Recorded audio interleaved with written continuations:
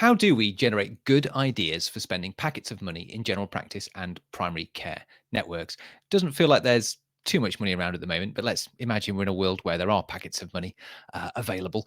In this spontaneous episode, Gandhi and I brainstorm ideas for how to use varying levels of funding at practice and primary care network level, how to pull those ideas together into a business case or plan to get support from various stakeholders and to take those ideas to reality. I really enjoyed this episode. We come up with lots of good ideas for how to deploy funding and start to think about some of the key considerations of how to take those forwards into a plan and make them into reality, such as how to evolve and engage stakeholders and assess the scale of the problem and so much more. So enjoy. Let's tech enhance your primary care and learning.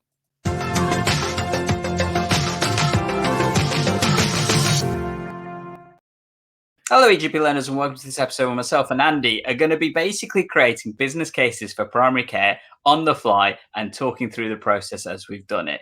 It's an interesting challenge I've set you, isn't it, Andy?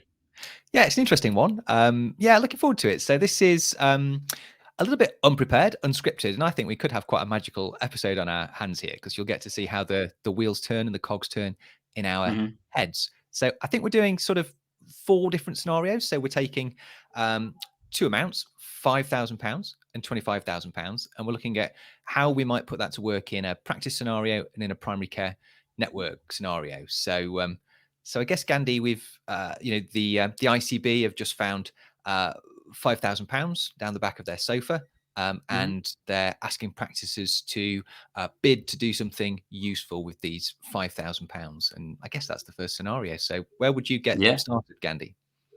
So I guess when it comes to, particularly from a practice perspective with £5,000, I guess even a practice may have found this money and stuff, because we're talking that kind of level where it's possible.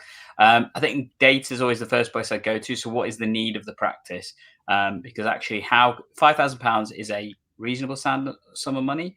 But the question is, how can you make the best bang for your buck with that in a practice level? And I think you'd want to focus on something that's causing real challenges. I think, having a look at your data. So for me, data is always key because it gives you an idea of what you actually need to change rather than what you think you need to change. So is it appointment data, like through the cloud-based telephony systems? Is it, system level data through, TPP, EMIS, or other providers that give you cool data sets like Apex and Blinks and stuff? Or is it disease prevalence data, your QoF registers, those kind of things that help you target particular population, or even your workforce data? Actually, do you need to? It's a reasonable sum of money to spend on well-being and that kind of thing as well. So various ways, but I think the data is the first place I go to. Yeah, I mean, the first place I'd go to. So I'd ask a question. I'd say, are there any strings attached to this money? Actually, where does it come from? And do we need to actually achieve anything, with it? Are you expecting a population health project, or, is this money just to improve and strengthen the business? So I'd be asking about strings. I would be doing all the things that you're... Or criteria, as the proper term. So, what is it? Yeah, and many of those in PCN will definitely know about that. But yeah, carry on. And then I'd also be thinking about, where's my pain points? Where are the headaches? As well as potentially where the population needs are, because this money could be used to address a population need, or it could contribute to the sustainability of your practice. And you might choose to spend the money on either of those things, and a lot of that will depend on, I think, where it came from and what purpose it was for. But so, Gandhi, I think you're starting to go down what sounded like a population sort of health management sort of route, or perhaps something that would improve the sort of the prevalence in terms of QoF registers that might actually support the funding of the practice as well. So where are we going next then? So I guess once you've got an idea of the data of what you need to tackle, it's then a question of appraising how you're going to be able to do that. And you mentioned the criteria, the kind of strings and stuff. Is this recurrent? Is this non-recurrent? That's going to be a massive thing that has an impact and stuff. Because actually, if this is stuff that you're going to get consistently every year, that can go so much further compared to if it's one and done, you have to get rid of this stuff this financial year. It's a little bit more limiting in terms of what you can do. And then you have to think about, well, if it makes a great change, how am I going to maintain that further and stuff and things? Gandhi, I'm gonna say this is non-recurrent funding. Non-recurrent funding, as ever. Well, let's be honest, most of our funding is non-recurrent apart from the GMS income and stuff. So I think if we're talking £5,000 non-recurrent, like I said, I would look as a practice, what is the pain points, like you said, with the data that I've got. I guess if we're after a couple of quick ideas, so one thing I'd probably consider with that amount of money is looking at my diabetic patients. How good am I at getting them arranged and sorted?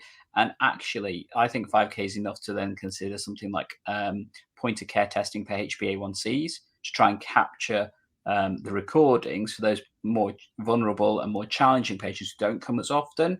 And therefore, we don't get records of their results, because then that may give us more data to help tackle their acute needs and stuff. And you could probably fit that in within the 5K budget as a non-recurrent funding, because hopefully you can buy the equipment. You'll probably also be able to buy enough of the testing kits to last you at least a couple of years or so to see if it's a good project and see if it's had any benefit.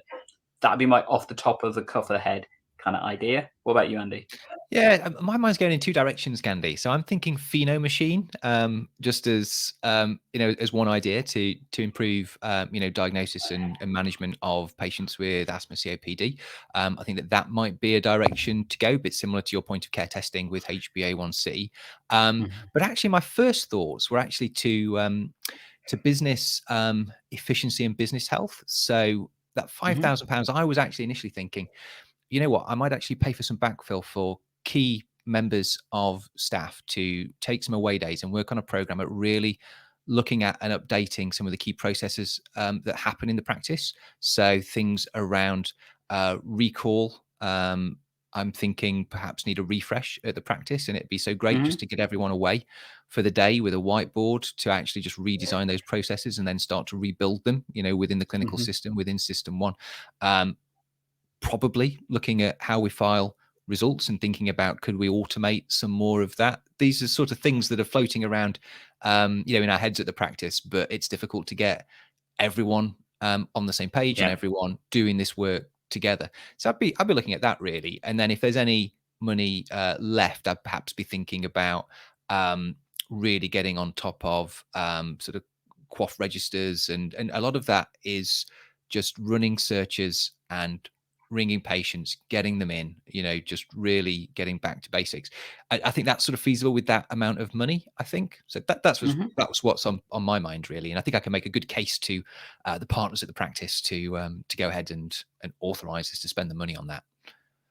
Definitely. I think I'll have an impact obviously on your working day in terms of your populations, targeting various things, but also for your staff, appreciating them.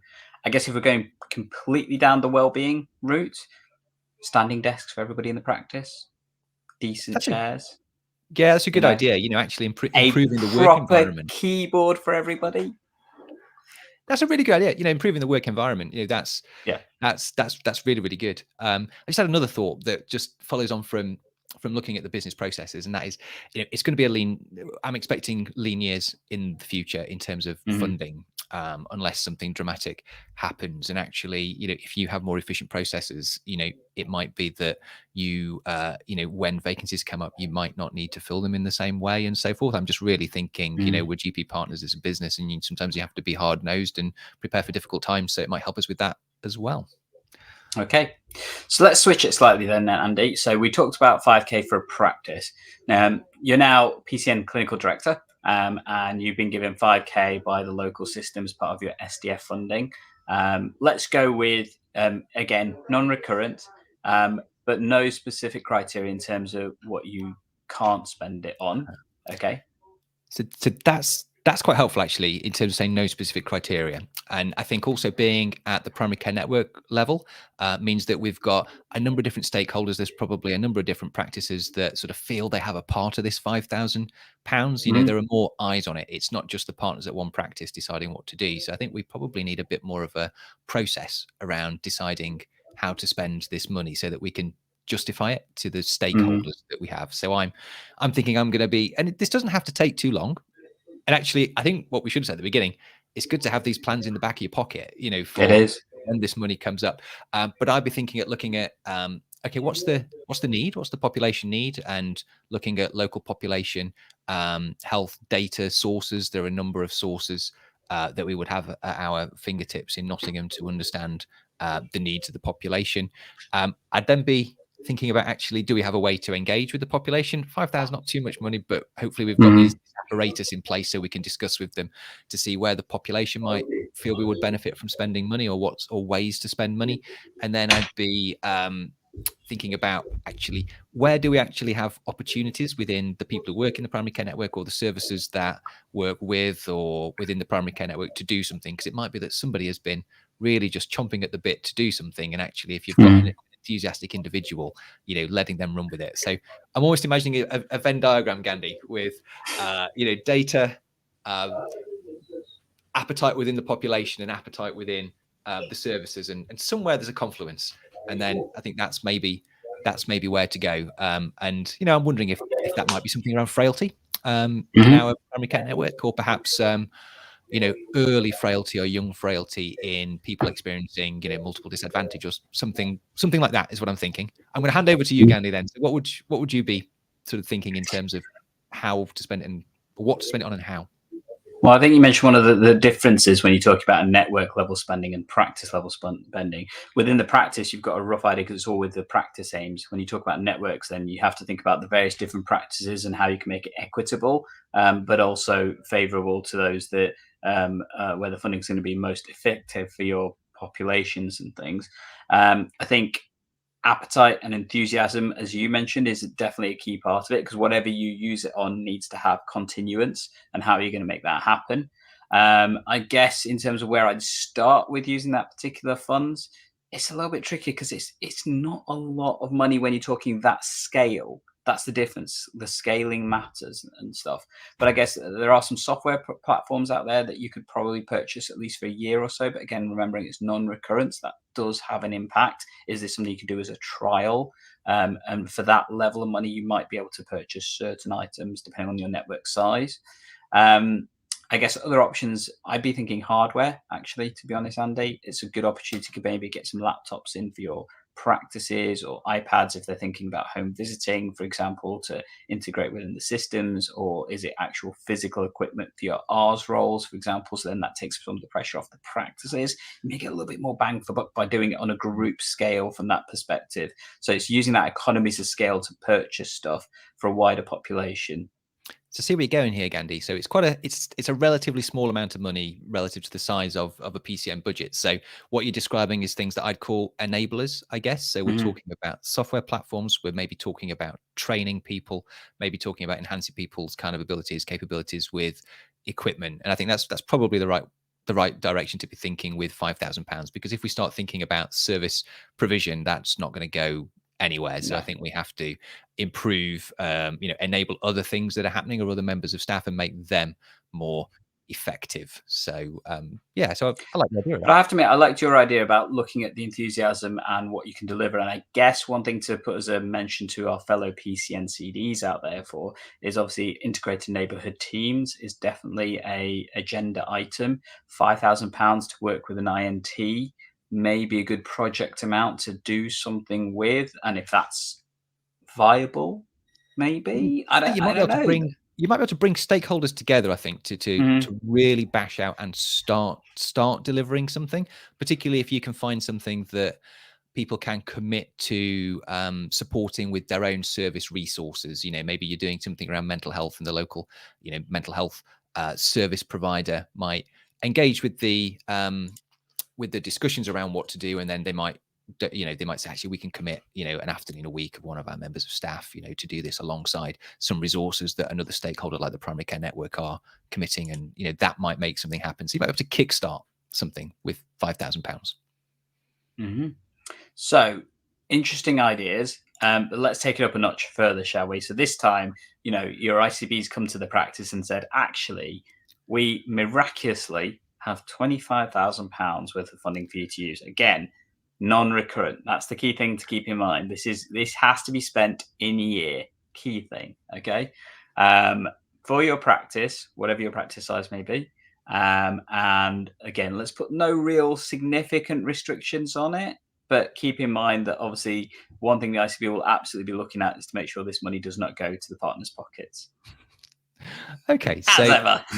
I'm thinking So in the practice, again, like you say, there's more freedom than in a primary care network. Fewer people need to be involved in that discussion about what to do with it. I'm initially thinking about this is something that um, could be sort of transformational for the practice. I'd be thinking in Mhm. those terms. So I'd be thinking maybe if your practice isn't a training practice, for example, then maybe with £25,000 in a year, you could maybe release a few people's time to do GP training course. You could, there might be things that you need to. It won't build an extension, will it? It won't build another room for a trainee, but it might convert a cupboard, or Mm, something like that.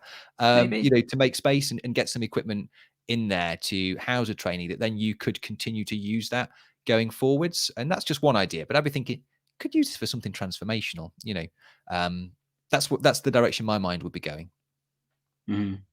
I definitely agree with what can you do that has a lasting impact. So, like you say, maybe some renovations with practice. I probably go deeper into the tech equipment, given the fact it's Mm, non-recurrent. So, actually looking at is there clinical equipment we may be able to purchase that has a ongoing impact in the services we can deliver. You mentioned the pheno machines and stuff, those kind of things, mm, ECG machines, updating them so that they're more streamlined, not the old-fashioned equipment and things, or laptops and making the whole workforce mm. more mobile. Because at that level, for a reasonable practice size, you could create, for example, an acute hub within your practice, a triage hub, or something like that. That you could also combine. Again, I'm always going to try and put some well-being into this. So, can you create a space within the practice that's actually more effective for your team to work from, both in terms of um, productivity, but also from a well-being point of view? I've heard of practices who have a bit of extra space, buying some gym equipment and putting it in there for Hmm. the staff to use. I have come across that,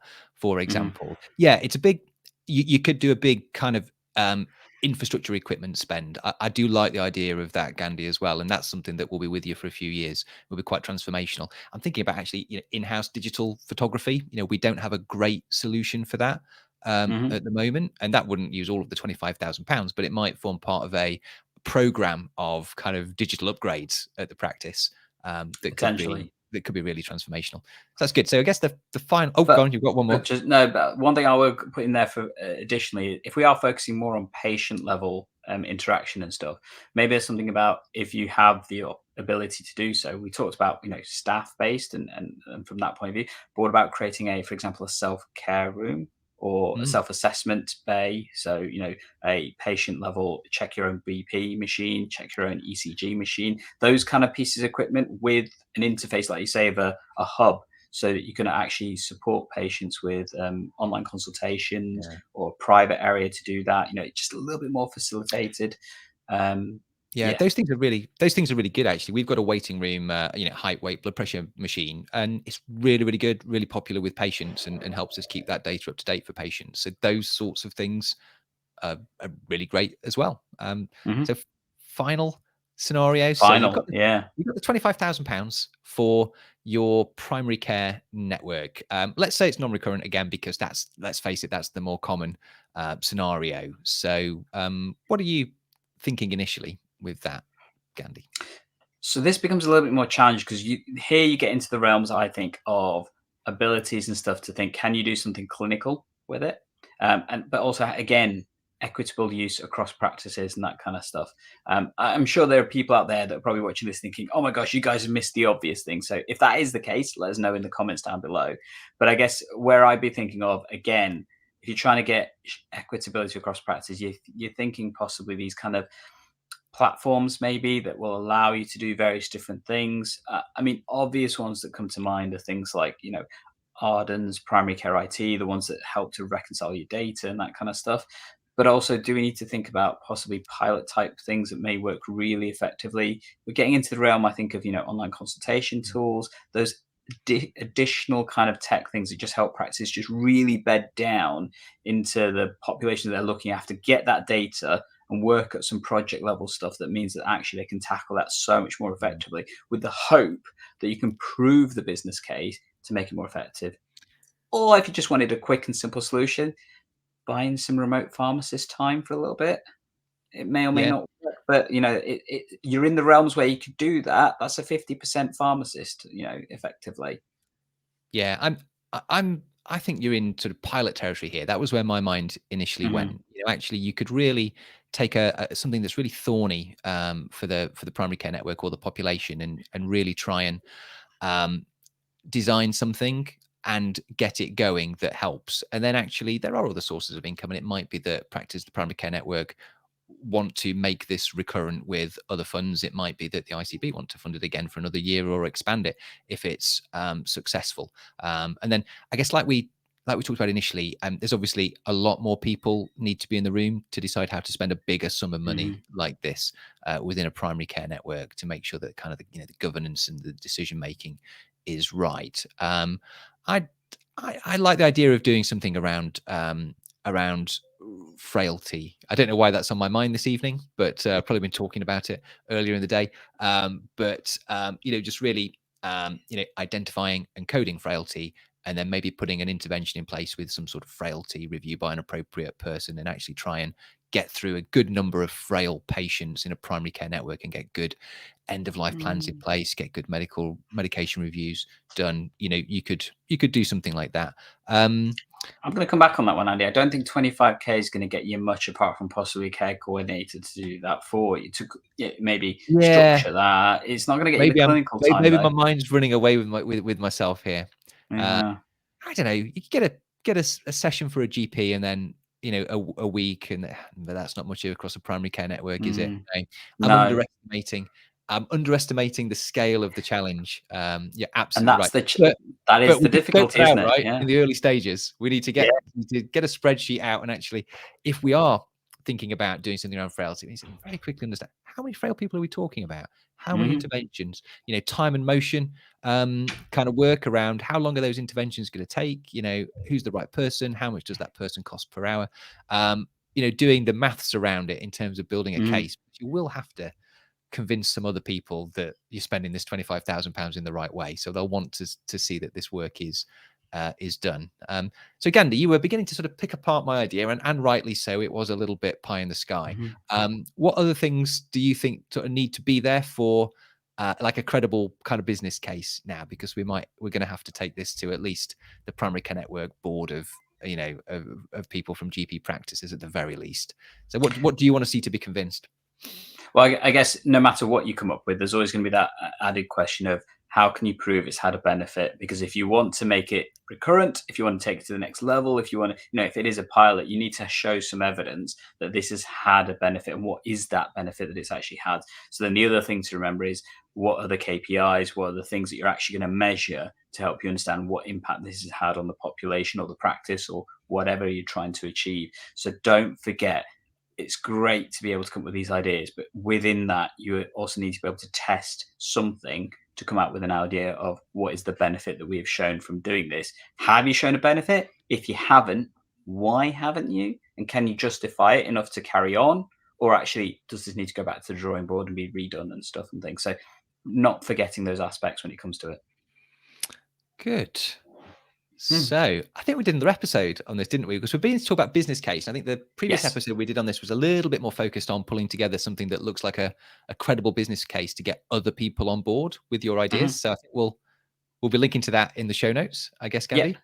So I think two things I'm going to say to those people watching at this point. So number one, if you think that we've done some crazy ideas here, or actually you think we've got better ones, absolutely let us know down in the comments below, because we want to know this. Secondly, with that, if you think this has been really useful and you think actually, Andy and Gandhi, you need to do this for 5K, 10K, 20K, 50K, we want different amounts. We want to think about this in a different way. Let us know in the comments again. Alternately, if you want to check out that episode Andy mentioned, check out right here, which will take you to that episode of how to write a business case for general practice. And as always, we'll be here to help tech enhance your primary care and learning. And we will catch you next episode.